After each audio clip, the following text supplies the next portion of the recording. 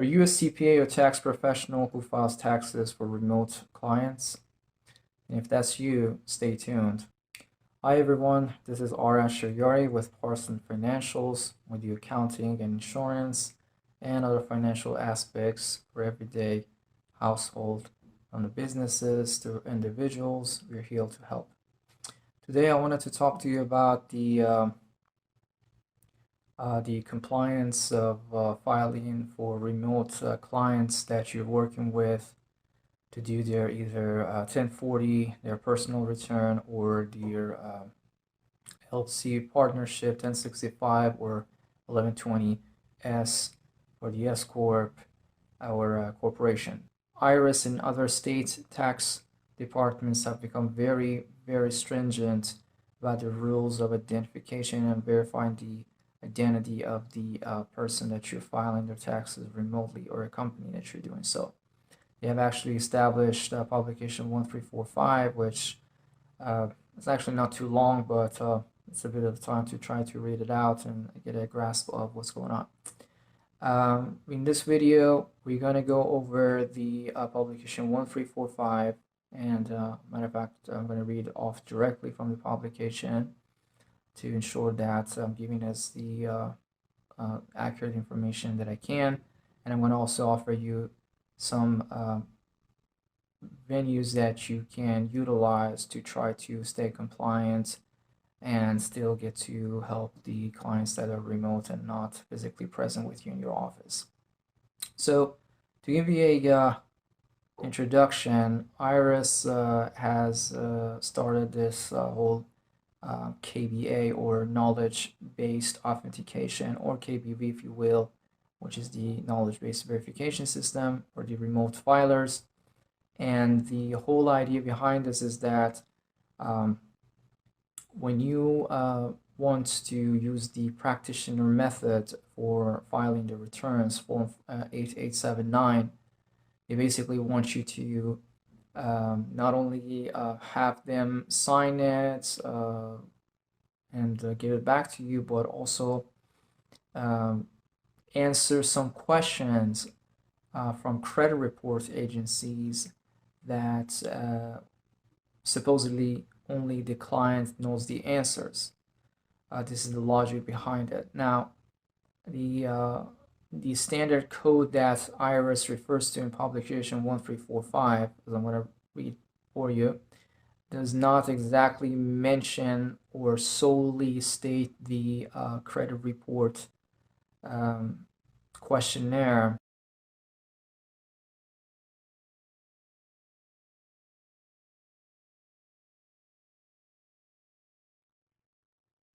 Page 21 of IRS publication 1345 reads as electronic signature via remote transaction.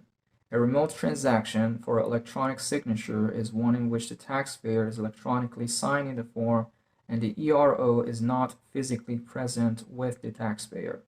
For remote transactions, the ERO must record the name, social security number, address, and date of birth. Verify that the name, social security number, address, date of birth, and other personal information on records are consistent with the information provided through record checks with the applicable agency or institutions, or through credit bureaus or similar databases.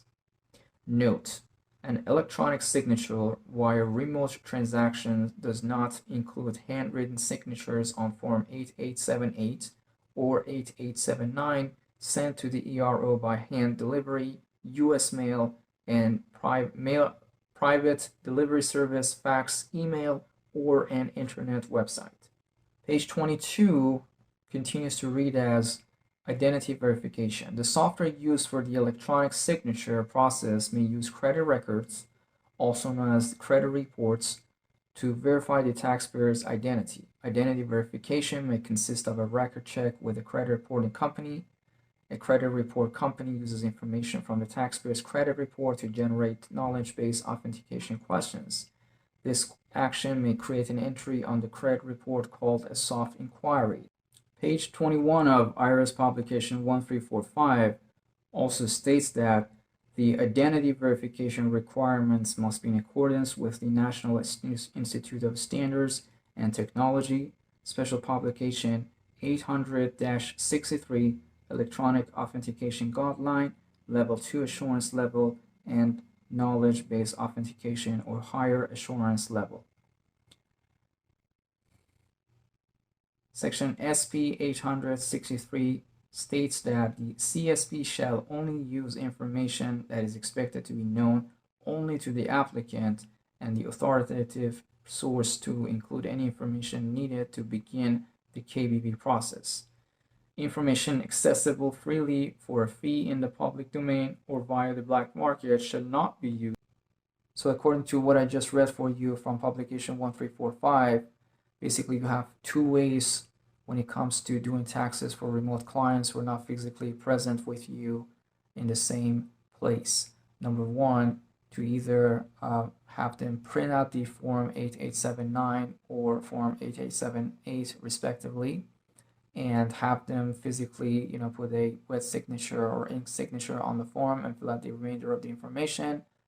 After that, mail it, email it, however they want to bring it back to you, they can give it back to you, and that is totally acceptable. You don't have to go through none of these extra steps having to do with the knowledge-based verification or knowledge-based authentication, however you want to call it, or follow the guidelines of the National Institute of Standard and Technology. But if for any reason you're not able to accomplish this, as this might be quite burdensome to some clients and some practice professionals, what I would suggest is using a service of a companies like DocuSign or TaxDome that basically provide this knowledge-based authentication for Form 8878 or Form 8879. Also remember, at Parse Financials, not only we provide accounting and financial products for individuals and businesses, but we also provide consulting for accounting and tax professionals to try to achieve the best of their business. If you need assistance, don't hesitate to contact me. The link for my information is in the description. Till next time.